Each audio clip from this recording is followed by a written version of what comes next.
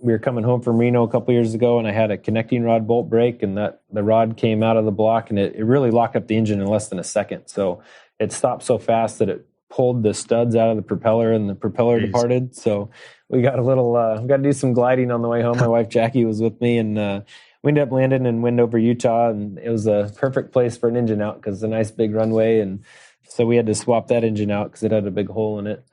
But so yeah, there's a lot of engine failures at Reno. The nice thing about Reno is we're over 6 runways, so it's not it's less of a concern there. It's actually the dangerous part is flying to and from Reno, when you're in the middle of nowhere. So I fly, after the prop departed, I fly a lot higher now and always make sure that I know where the nearest airport's at, because we are pushing the engines pretty hard, but it's amazing how durable they are and the abuse that they'll take. So I've had a couple pistons fail.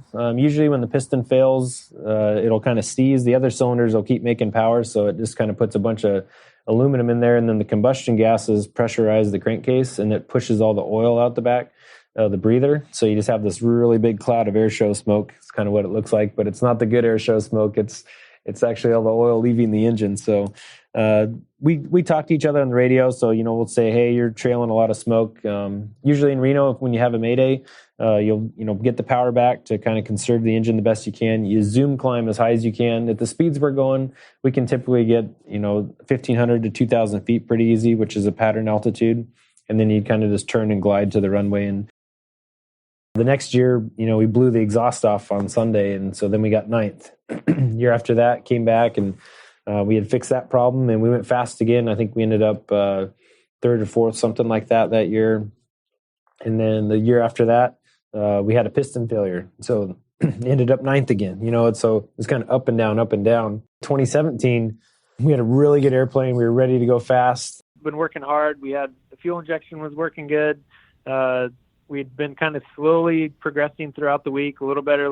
Like we had a good plan to just, save it till Sunday. And Sunday came around, and we were coming down the valley of speed, and it was a little warm, and I thought it was okay. But when I turned the spray bars on, the second spray bar system, I hit that, I bumped the mixture knob, and it went full rich, and it ran for a little bit. And in the data, you can see it where it got rich, and it got richer and richer and richer, and then it just got overly rich and put the flame out, basically. So it coming around 3 and 4, it quit.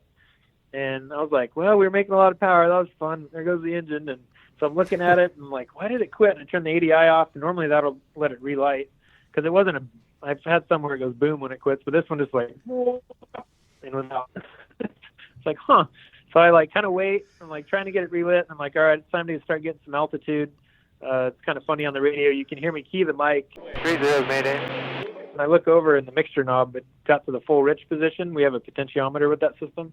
And so I turn it back to the nominal position, and relights, and I'm like, oh, but I was already off the course. I didn't want to dive back down in for safety. And I bumped the knob, and so we relocated the knob. We made it so you can't bump it anymore. But it was one of those things, like all that work and all the team's work, and I kind of messed it up. So 2017 was just like I was heartbroken, and everybody was bummed, and I got to relive that race over and over all year, and everybody's nice enough to remind me of it all year. So.